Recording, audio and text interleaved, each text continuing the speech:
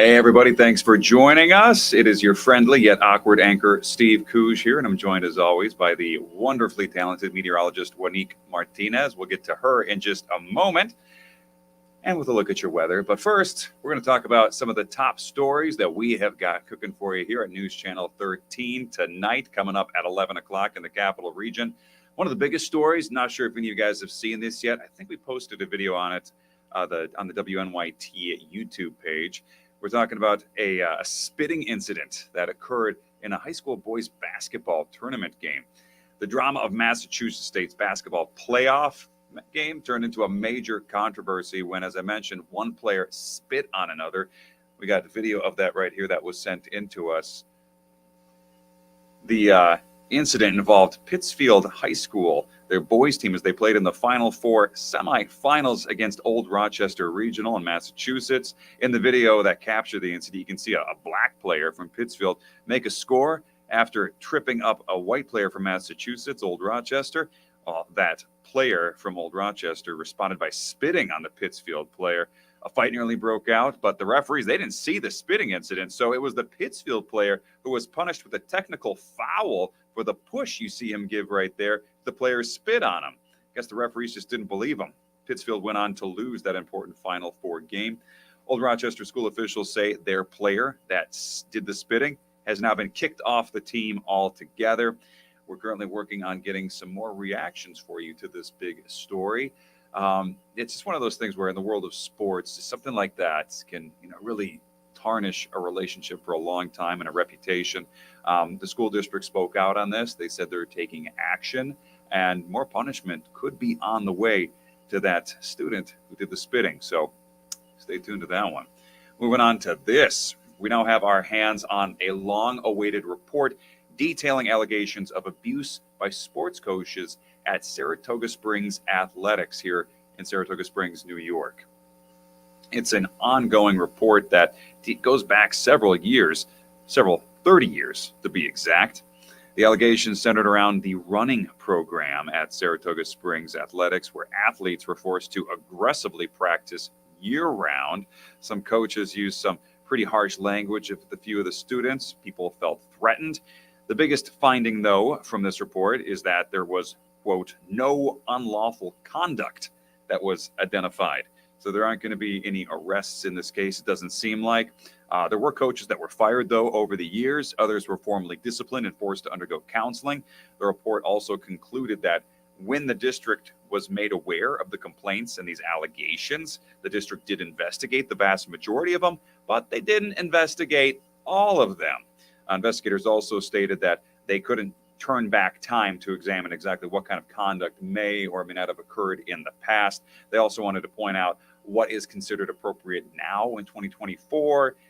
Coaching techniques, training methods, it's changed over the last 30 years. So what's appropriate now today may not have been the thing that was cool, may not have been acceptable back then, and vice versa. So we're dealing with some, I guess, just conflicting generations on what's, how coaches are able to handle kids now compared to then.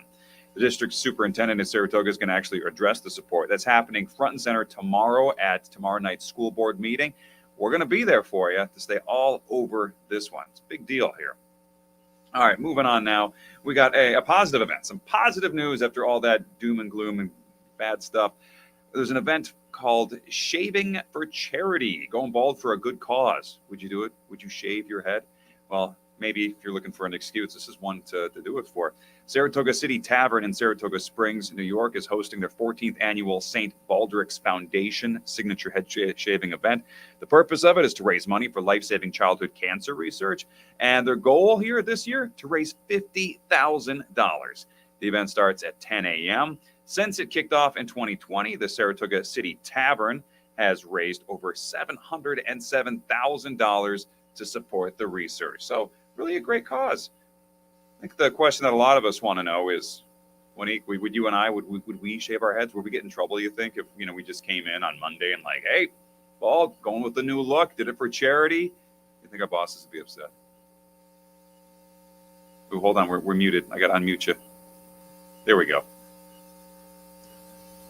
I think me more so than you. I think I would get in a lot more trouble. But both of us, I don't think we would get, Yeah. a pat on the back for that. I worked with a guy who actually did a charity like surfing event and shaved his head for it, but he always had like shorter hair to begin with. I mean, not that my hair was super long, but I think it's easier sometimes for guys to pull it off, or Yeah, you know. it's not as drastic. At least if we did do it, you and I could go like shopping for like hair pieces afterwards. Once our bosses are like, no, you're not going back on TV until we get that covered up somehow. For Just think of sure. all the fun, cool options we could go with. Yeah. Anyway, I know you're tracking our forecast. It was a beautiful today. I mean, I can't believe how warm it was compared to where we are typically this time of year.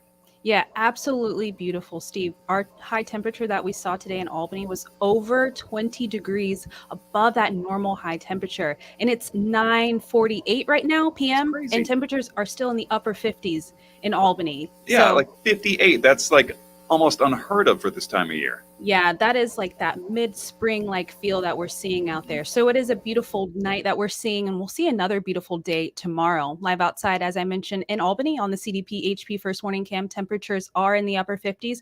But the good news is winds are much calmer compared to what we saw as we started the week. Here's that high temperature that we saw today in Albany, a high of 69 degrees, and that normal high temperature for this time of year is 44. Now we will have another warm day tomorrow, not as warm. Temperatures will reach the mid to upper 60s.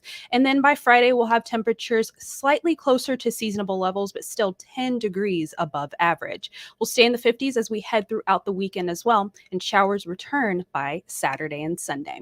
Right now, outside, it's 54 in Rensselaer, 46 in Steventown, 52 in Voorheesville, and 50 in Schenectady. Now, over the next 8 hours, temperatures will finally get more by the overnight hours at 1 a.m. and overnight lows will be very mild tonight, only in the upper 30s and lower 40s. Tomorrow, you'll start the day in the 40s and 30s. Temperatures reach the upper 50s by lunchtime. More sunshine tomorrow as well. And again, high temperatures tomorrow will reach the mid to upper 60s. So we'll track that next chance of showers in the forecast as we go into the overnight hours on Thursday. Much of the day on Thursday looks dry, so no rain to track then, but then we'll have showers that become more widespread on Friday.